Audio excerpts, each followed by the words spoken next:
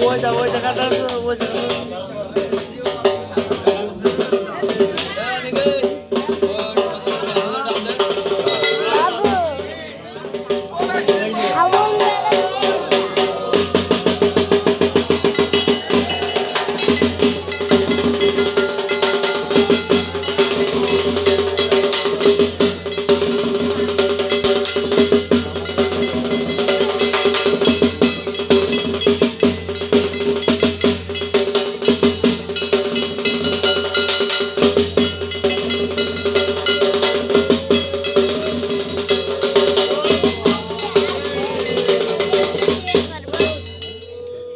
কি আগুন তোমার ভিডিও করব